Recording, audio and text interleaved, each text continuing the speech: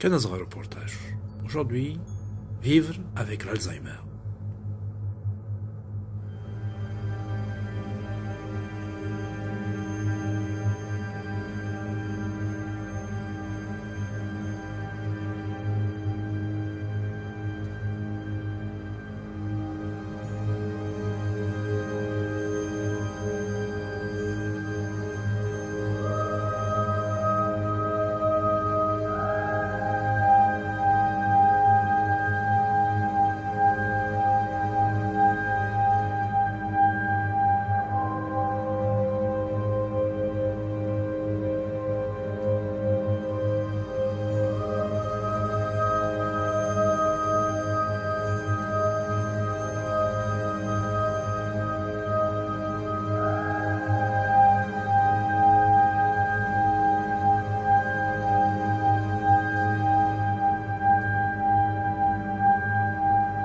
Madame Sheila Joseph est psycho-éducatrice à l'hôpital Sainte-Anne de Bellevue. Oui. Madame Joseph, vous êtes à la radio Canazra.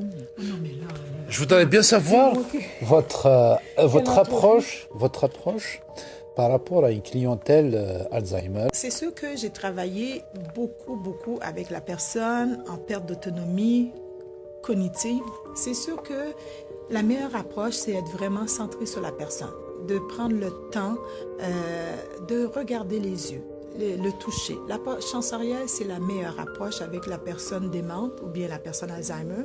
C'est l'approche sensorielle. C'est sûr que je connais d'autres approches, Montessori, l'approche adaptée à la personne âgée, mais l'approche sensorielle, c'est la meilleure chose chez la personne âgée. Parce que la personne âgée, juste le toucher, déjà là, le contact avec la main lui rappelle des souvenirs. Et puis, ça donne une tendresse, une paix intérieure.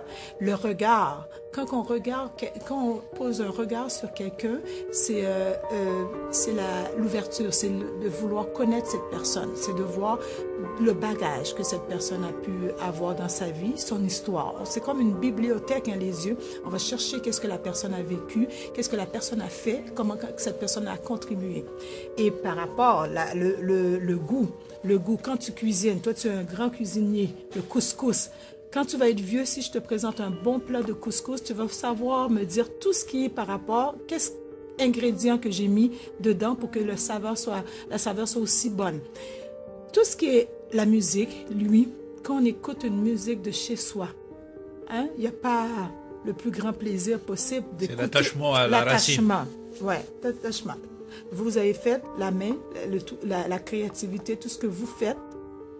Donc, l'approche sensorielle, c'est la meilleure approche parce que même quand la personne, elle est démente, elle est rendue à sa fin de vie, qu'elle est plus capable, les mouvements répétitifs nous disent tout de la personne. La personne qui essaye de faire toujours quelque chose dans la cuisine, qui répète le même mouvement. Donc, ça veut dire que cette personne-là était quelqu'un qui était très proche de la cuisine, qui pouvait faire des choses. Quelqu'un qui arrive à arranger son chandail. Donc, il n'y a que l'approche sensorielle qui te permet d'être en contact avec la personne. Juste quelqu'un là que tu fais juste, comment je pourrais dire ça, mettre la chaleur, la température, soit le chaud, le froid. Ça dépend qu'est-ce qu'on est comme personne. Si tu aimes le chaud, le froid, déjà là, tout ton corps te parle. Ça va aller chercher tout ce qui reste comme bagage de la vie. Quelle est l'approche à adopter chez les familles? Donc, tu sais, il y a beaucoup d'agressivité aussi. Il y a beaucoup de conflits non réglés, soit dans la famille, la personne aussi démente, la personne Alzheimer ressent dans la famille.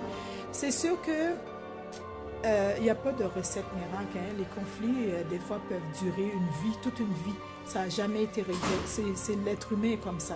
L'être humain peut porter des conflits pendant toute une vie. Ne jamais pardonner, ne jamais faire le point sur certains problèmes. C'est pas pour rien qu'il y a des guerres qui durent des années et puis on se bat, on ne sait même plus pourquoi qu'on se bat.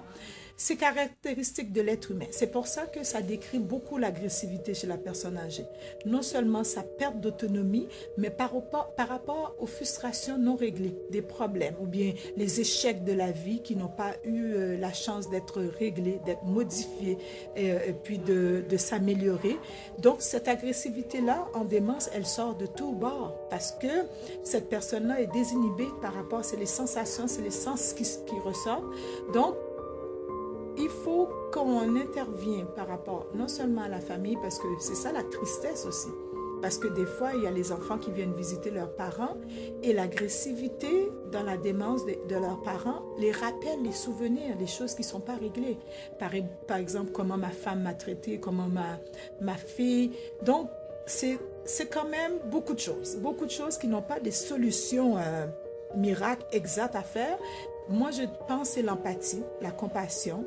Et on ne s'en sortira pas si on n'a pas d'empathie et de compassion pour l'être humain, parce que finalement, il y a l'isolement. Il y a des gens qui s'isolent, qui ne veulent plus être en contact avec l'être humain, tellement par rapport aux échecs, la déception et le manque d'amour qui fait qu'on est dans un système tellement individualiste, on pense s'autosuffire, qu'on peut répondre à tous nos besoins. Et l'être humain n'a pas tant de besoins que ça. L'être humain a besoin de donner, d'aimer.